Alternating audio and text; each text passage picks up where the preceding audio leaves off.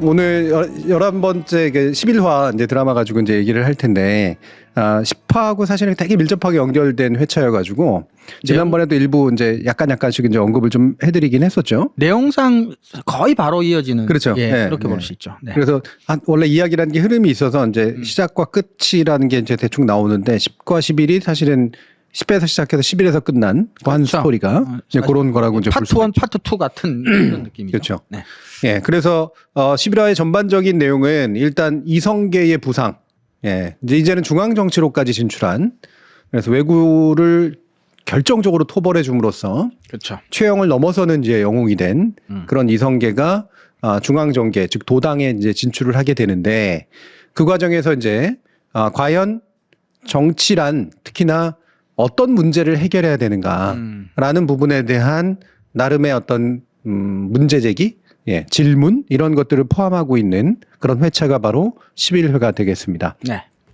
그 11회 내용을 이제 알아보기 위해서요. 일단 이번 1부에서는 그 배경을 이제 살펴보게 될 텐데 이거는 되게 역사적인 측면들을 실제로 많이 좀 살펴볼 필요가 있어서 이성계가 치렀던 황산대첩이 어느 정도의 전공을 올린 것이며 그것이 고려 말에 있어서 얼마나 중요한 사건이 됐는가라는 내용을 중심으로 이제 살펴보려고 합니다.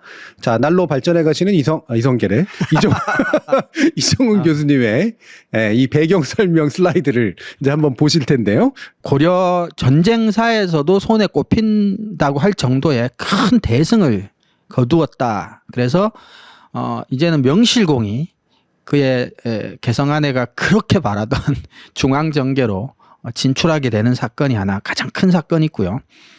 또 하나는 이제 경외종편이라는 용어가 나오는데 경외, 그러니까 개성 수도 밖에 살면서 종편, 형편을 따른다. 그러니까 먹고 사는 정도 문제는 해결할 수 있게 해준다라는 조건으로 해배, 유배에서 풀리게 됩니다. 정도전이.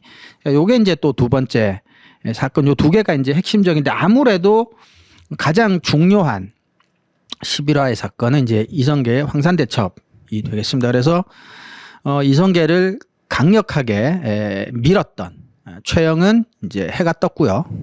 그리고 은근히 반대했던 이인임은 이제 먹구름이 낀 걸 제가 이제 표현한 건데 밑에 사람들은 좀 현대인처럼 되어 있긴 합니다만 이성계의 개선에 환호하는 고려 백성들을 표현한 건데요.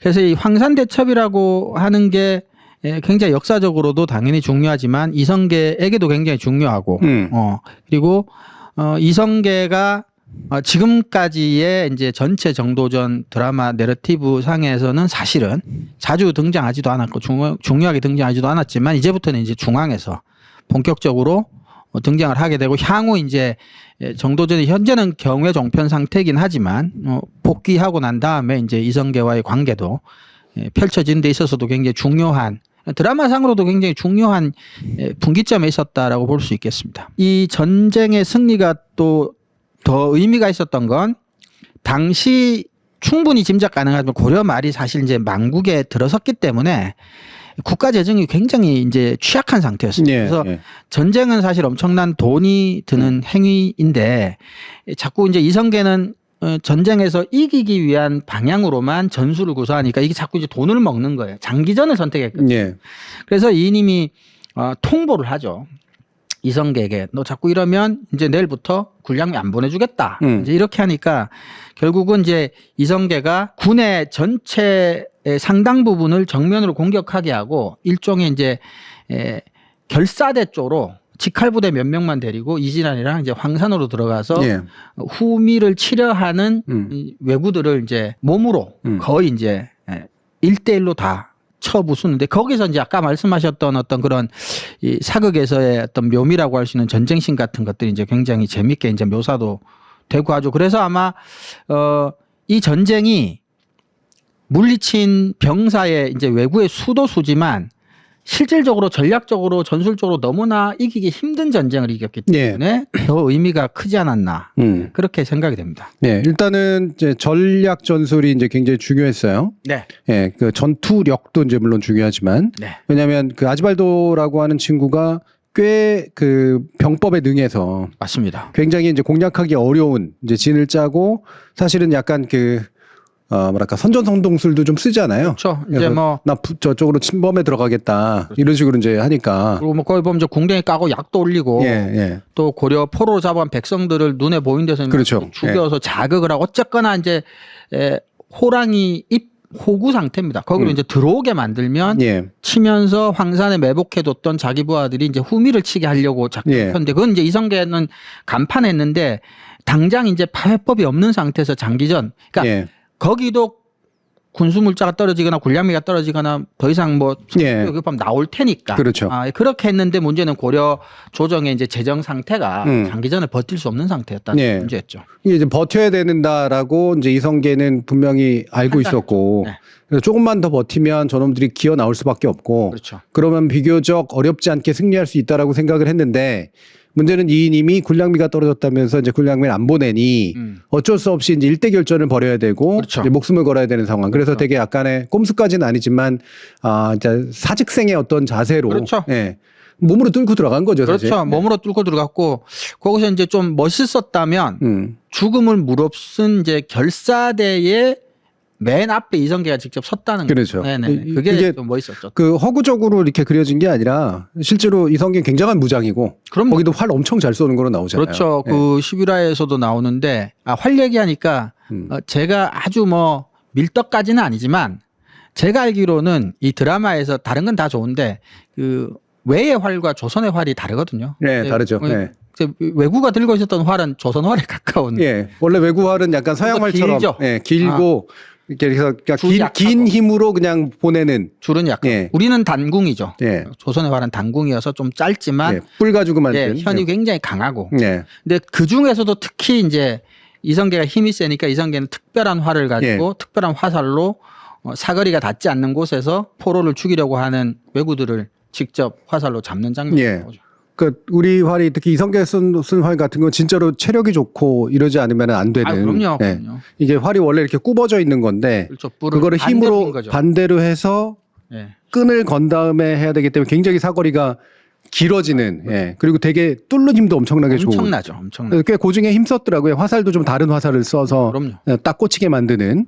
근데 실제로 이성계는 진짜로 엄청난 명사수였거든요. 그럼요. 그리고 주몽이라고 뭐 고구려의 시조 얘기죠. 그 주몽이라는 게 또 일부에서는 고유명사가 아니라 활을 잘 활을 쏘는 잘 쏘는 사람에 사람. 대한 명칭. 예. 그래서 우리 민족은 고래로 중국에서도 뭐 동이가 활 잘 쏜다고 하지만 활에 대해서는 정말 일가견 예. 있는 민족이었죠. 저렇게 지금 보면 V자처럼 생긴 거. 네. 예, 일자로 생긴 게 화살이고 V자처럼 생긴 게 이제 궁인데 저 궁이 저게 활이 된다라는 게 여러분들 짐작이 잘 안 가시죠? 저기는 지금 안이 사실은 바퀴됩니다. 그렇죠. 저렇게 예, 저거를 양쪽으로 쫙 펼쳐서 끈을 걸어야 되는 건데 그러니까 엄청난 힘이 이제 들어가 있는 물소 탄성이. 뿌리죠. 그렇죠. 그러니까 저거는 뭐 엄청난 거죠. 예, 웬만한 사람들은 저기에 끈을 걸 수가 없어가지고 그럼요. 예, 활 시위를 당기기커녕 저걸 걸지 못하고 실패하는 경우들이 이제 맞습니다. 태반인 경우. 근데 이거를 또 이성계는 더 특수한 활을 이제 써서 그렇죠. 굉장히 진짜 백발백중이었고 정말 그 소문이 났을 정도로 그러니까 이성계가 활 들고 오면 다 이제 혼비백산할 정도로 아주 명궁. 되게 명궁이었던. 그렇죠. 특히 이제 동아시아 특히 우리가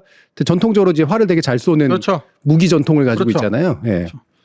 또 일본은 상대적으로 보면 이제 창을 많이 썼고 예, 창을 많이. 그래서 원거리는 창, 그다음에 접근자에서 칼이었고 예. 우리는 이제 활, 칼. 물론 뭐 일본이 활을 안 썼다는 건 아니지만. 예. 그래서 그것도 이제 상당히 고증을 좀 잘 해서 네. 나왔고 또한 이성계는 스스로가 대단한 무장이었기 때문에 그렇죠. 그리고 특히 이제 전투에서는 뒤에 이제 장수가 물러서서 있는 것보다 사실 목숨을 걸고 같이 싸워주는 게 병사들의 사기 엄청난 영향을 미치잖아요. 그렇죠. 예. 그래서 이거는 사실 위험한 일이긴 한데 좀 더 고대전에 가까운 거긴 하지만 그럼에도 불구하고 몸서 이거를 뚫고 들어감으로써 결과적으로는 전체적으로 군의 사기를 굉장히 높여서 승전에 기여한 그렇죠. 그런 케이스라고 볼 수 있습니다. 그리고 또 전투가 벌어졌던 장소가 황산 산속이었기 때문에 사실 다른 전략적 대안도 있질 않았습니다. 백병전 이외에는 방법이 없었죠. 그렇죠. 백병전이라는 게 사실은 뭐 아군의 피해도 이제 엄청날 수밖에 없는 그렇죠. 이제 그런 되게 무시무시한 작전이기 그래서 때문에. 뭐 7화 8화도 나오지만 이성계는 그래서 자기 병사들이 죽지 않아도 될 죽음은 죽지 않게 하겠다라는 생각이 굉장히 강했기 때문에 예. 기다렸던 건데 그렇죠. 이제 이인임이 군량미를 끊어버리니까 예. 어쩔 수 없이 이제 예. 백병전에 나설 수밖에 없는 상황이었죠. 예. 그래서 이 결과로 최영은 빵긋빵긋 해가 뜨고 있고 그렇죠. 자, 삼천시나 마음과 덕이 모두 다 같은데 군율은 지금에 와서 모두 공에게 있도다. 야, 그러니까 당신은 모든 신하 중에 으뜸이야 이런 얘기예요. 예. 그러니까요. 그러니까 이게 뭐 다 이렇게 일일이 다 누구나 다 훌륭한 사람들이지만 군율이라는 관점에서 봤을 때 이건 모든 게 당신 덕이다. 와, 이게 한 사람한테 바치는 찬사입니다. 나라 위한 충성은 밝기가 태양과 같고 태양이네. 적을 꺾은 용맹은 늠름이 바람이 나도다. 이야. 예. 여기서 이제 또 이 사람의 무공이 어떻게 되어 있는지를 구체적으로 설명해요. 동궁은 빛나서 은영이 무겁고, 예. 그러니까 이게 활이죠. 그다음 배구전. 이제 화살. 깃털 붙이는 화살이라는 뜻입니다. 높다랗게 기세가 웅장하다. 이 사람이 활을 엄청나게 잘 쏘는 사람이고 그걸로 이걸 이겼다라고 하는 것들을 이제 그렇죠. 묘사하고 있죠. 3번 개선함에 종사가 안정되니 한번 나가서 딱 뜻을 떨치니까 종사가 안정된다. 나라를 안정시켜. 예, 거의 왕이죠, 뭐, 이 정도면. 마상에서 기공이 있을 것을 이미 알겠네. 말을 탄 모습을 보는 순간 아주 기이할 정도로 상당한 공력이 있는 사람이라는 걸 이미 알고 있었다. 그러니까 당신 말 타고 출정할 때 이미 당신은 당신 이런 줄 된다. 알았다. 훌륭한 사람이다. 당신은 의심한 적도 없다. 야, 약간 배신감도 느끼는데. 야, 그럼 너무 갖다 바친 거 아닙니까? 그러니까, 예. 이대로만 치면 거의 용비어천가예요. 그럼요, 예. 태양이야 태양. 예. 그러니까 이게 여러분들이 의도했다고 볼 수. 신진사대부 또 그 당시에 유자의 어떤 그 태도, 그러니까 자기들끼리 어떤 서로 칭송하거나 서로 추켜 세워줄 수는 있지만 그리고 심지어는 사실 그렇게 칭송하지도 않잖아요. 그렇죠. 왕을 제외하고는 예, 적당한 선에서 이제 은은하게 이제 이렇게 칭찬하는 건데 이건 뭐 대놓고 그렇죠. 칭찬을 하는. 그러니까 뭐 굳이 뭐 예. 그런 점도 있겠죠. 그만큼 사실은 이번 외구 침략이 고려에게 되게 결정적이다. 그렇죠. 뭐 예. 물론 이제 그것도 있겠고 우리가 지금 얘기하고 있지만 그러나 근데 그게 다는 아닌 것 같아요. 예. 차제의 이인임에게 강력한 메시지를 한번 보낼 필요가 있었던 것 같습니다. 예. 예를 들어 이인임 같은 경우는 나라의 곳간이 비는 게 외적보다 더 무섭다라고 그렇죠. 얘기하면서 마치 이제 내치의 문제, 재정 문제, 경제 문제 이런 것들이 굉장히 중요하다고 이야기를 하면서 이성계와 같은 무장들은 너네는 일종의 이제 외치 그러니까 외적을 물리치는 일을 하는 것이다. 그러면서 전장에서 칼집 비유하면서도 그런 얘기가 나오지만 거기서도 철저하게 이제 이인임은 그러니까 좁은 의미의 안에서 정치인들 사회 정치의 중요성 같은 걸 계속 강조를 하는데 오히려 이제 민생을 이야기를 하면서 근데 저는 약간 모순되고 흥미롭다는 게 뭐냐면 당시에 고려 말의 상황에서 사실 오히려 외치 같은 왜구를 물리치는 일을 함으로써 이성계는 사실 오히려 민생을 해결했어요. 그렇죠. 오히려. 예. 그리고 이인임은 계속해서 정치인들 사이에 웃음 속에 칼을 숨기고 자기는 뭐 곡간 얘기하지만 결국은 자기들 배불리고 자기들끼리 예. 정치적인 술수를 어떻게 쓸 것이냐에만 계속 관심이 있는 거죠. 그래서 말은 자꾸 이제 경제 문제, 곡간 문제 얘기하지만 정말 백성을 위한 정치를 그나마라도 했던 건 누구였느냐라는 생각에 미치니까 그게 이제 현대에서도 자꾸 이제 그런 생각이 드는 거죠. 자꾸 이제 뭐 각종 이제 특검법이라든지 여사 문제라든지 뭐 이런 것들이 그 자체로도 굉장히 중요한 정치적인 문제이고 이제 이것들을 해결을 해야 될 필요는 그 자체로도 있지만 이런 문제가 계속해서 일종의 대통령이 이제 그 아내를 보호하거나 뭐 여러 가지 자기의 뭐 안위 때문에 이런 것들을 받지 못하고 문제가 계속해서 교착이 되면서 정말 심각한 문제 중에 하나는 백성들 이제 현대적으로 이제 시민들이 겪고 있는 지금 경제적인 어려움이나 이런 문제들이 정치 의제 자체가 지금 되고 있지 못한 상황. 예.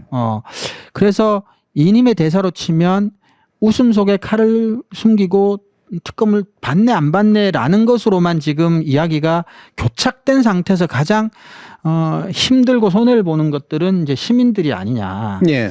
뭐 이런 생각이 조금 들어서요. 예. 그래서 결국 보면 그러니까 정치라고 하는 것은 이제 당연히 백성의 삶을 이제 돌봐야 되고 공동체 안위를 이제 추구해야 되는 거지만 이거는 일종의 도덕률이자 뭐 어떻게 의무이기도 한 이제 그런 형태이긴 한데 현실 정치로 가면 실제로 그게 굉장히 거리가 멀다라는 걸 사람들이 아니까 이 도덕률 내건 목표와 언제나 현실은 굉장히 다르다라고 하는 이 사이에 끼어 있게 되고 이게 이제 정치 회의주의를 이제 불러일으키게 되는 측면들이 있는데 저는 사실 이거를 이제 묻고 싶거든요. 이제 묻는 게 제가 묻는 건데 뭐냐면은 이게 단순히 그냥 민생 뭐 이렇게 아니면 뭐 그냥 의제를 그냥 설정해가지고 내가 생각하는 거나 밀어붙이는 이런 게 아니라 이게 고도의 정치력이라고 봐요. 그러니까 그 시대에 정말로 필요한 건 뭐지? 사람들은 정말 뭘 필요로 할까?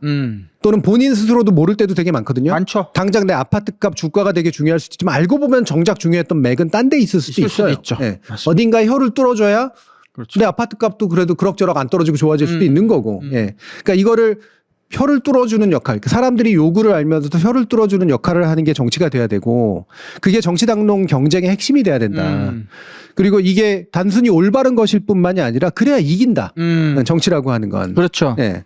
그리고 지금까지 이겼던 모든 정치들은 다 나름대로 여기하고 연관된 뭔가가 있다. 예. 우리는 인정하지 않을 수도 있지만 예를 들면 좌파는 우파를 인정하지 않고 우파는 좌파를 인정하지 않을 수도 있지만 개별의 어떤 승리한 정치들은 바람직한 형태로건 나쁜 형태로건 그 맥을 짚는 어떤 데 있어 상대적으로 우위에 섰던 면들이 분명히 있다. 저는 이제 그렇게 생각하는 입장이에요. 예. 그런 면에서 이제 과연 이제 무엇을 의제로 올려야 되는가, 무엇을 해결해야 되는가 문제 이정훈 교수님이 고민하신 부분을 먼저 좀 한번 얘기를 해보도록 하죠.